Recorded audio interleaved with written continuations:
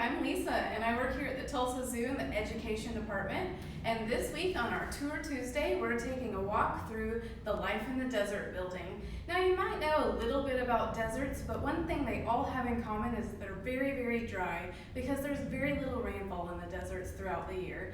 The animals and plants that live here have had to adapt some unique strategies to survive this very dry climate. Let's go take a look at some of our animal friends now. Follow me.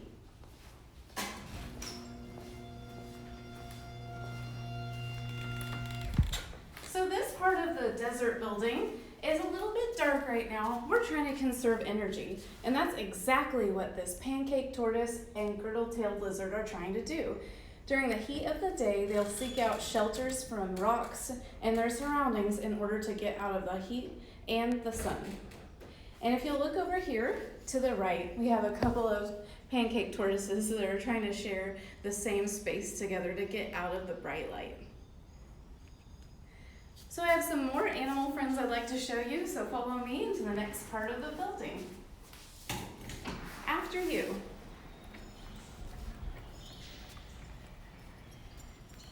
Over here we have a variety of plants and animals that represent the best adaptations for a desert environment. If you look over here to this cactus, you'll notice that it has a hollow, round-shaped body, and inside there's a cavity that stores water whenever there's very little rain. Additionally, those spiky spines on there are a deterrent for insects and animals that would want to make a meal out of it, so they won't chew on its plant parts. And if you look over here to the right, we have a variety of reptiles. We have several different species of rattlesnake that live together here in the desert building.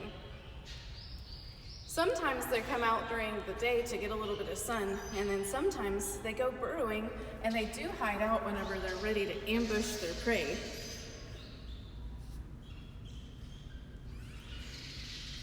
And if you'll come over here to our lizard enclosure, we have a Sudan Euromastix desert iguana, blue spiny lizard, and a common chuckwalla.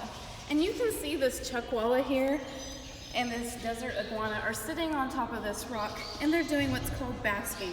They're getting some UV because reptiles need ultraviolet light to make vitamins in their bodies, and they're getting warmth by getting closer to the sun. If that gets too hot for them, they can always go seek shelter in those plants at the back of their exhibit or in one of those shady rocks behind. Just like our tomato frogs that we talked about last week, they're what's called cold-blooded. They have to get their warmth from their environment around them. So that's what they're doing right now. And if they get too hot, they'll go get into a cooler spot to help their bodies cool down. We have a couple more lizards up here that I'd like to talk to you about. We have our Mexican beaded lizards. Now you'll see they are also out enjoying the bright sun and the heat of the day in the middle of the desert. They do have that rocky area behind them that is there for them if they need to go in that crevice and get away from the heat. It's also much, much cooler in that shaded area than it is in the bright sun. And you might remember that we're talking about foxes this week. That's our topic of the week. And there is a fox that lives in the desert. Before we go meet our desert fox friend, I'd like to talk to you a little bit about all of the birds in our aviary. There are a variety of bird species that live here in the Life in the Desert building, and you'll see that they've got a diet of seeds and fruit. Well, having fruit is great whenever there's plenty of rain, but when there's no rain, there are still seeds, and birds have unique kidneys that can get the water they need from those seeds that they eat. So they always have a food source. All right, if you guys are ready to meet our fox friend, come this way.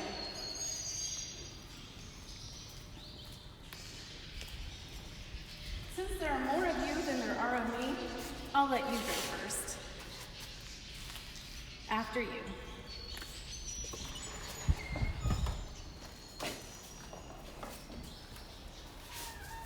So this represents the nocturnal portion of the desert.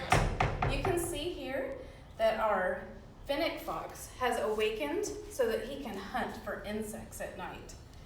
The fennec fox is covered in fur, but the first thing that you notice about the fennec fox is not only is he very cute, but he has those really big ears.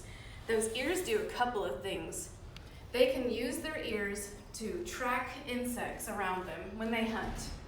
They can also displace heat from their body because of their large surface, and that way they can keep from getting overheated in the desert. They live in a desert where it gets to be over 117 degrees Fahrenheit, and that's really hot. Their ears are pretty big in proportion to their body size, and they only get to about 2 to 3 pounds in total. Something else about foxes you might notice, well, if it's so hot, how come they have that fur all over their body? That fur does two things as well. At night in the desert, it actually gets cold when the sun goes down, so that coating of fur on their bodies helps keep them warm. But it also blends in with their surroundings, so if they do have to go out in the day, they can disguise themselves from predators like hawks or eagles, or even an owl that's above that might want to make a meal out of them. They do eat a lot of different things between vegetables and fruit. They also eat a lot of small invertebrates and vertebrates. They eat insects and mice. So when there's very few things to eat in the desert because it's so dry, you can't be too picky. And that's all for our fox friends. We hope you've enjoyed meeting them. Before we leave the desert building today, we're gonna meet just a couple of more of our animals and plants before we say goodbye.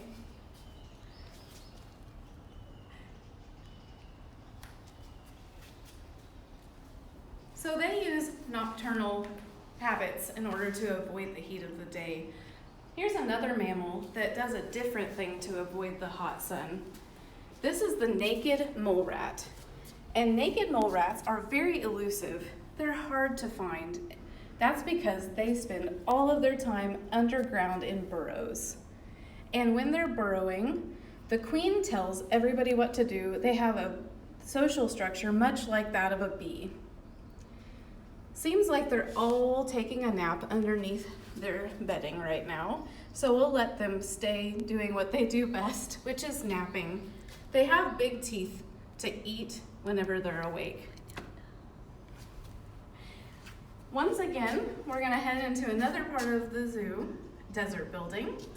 And because there are more of you than there are of me, I'm gonna let you go first. After you. So in this final segment of our zoo life in the desert building, we have a couple of peccaries. And if you can see them, sometimes they're seeking shade just like they like to do in the desert.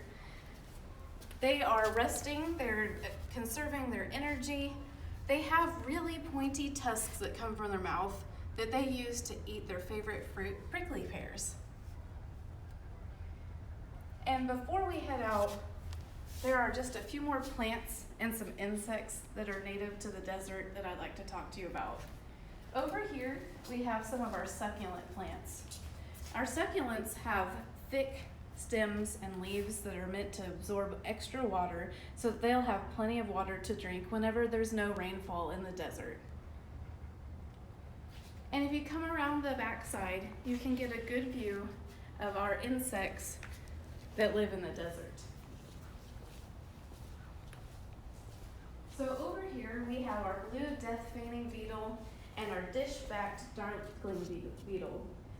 You might notice on those blue death-feigning beetles that they have a very bluish back to their exoskeleton. That's because they secrete a special wax that keeps their bodies from drying out when they can't find water. And just like a lot of the other animals in the desert, they use their food to get their water. Last but not least, we have the velvet ant. They're also found in Oklahoma.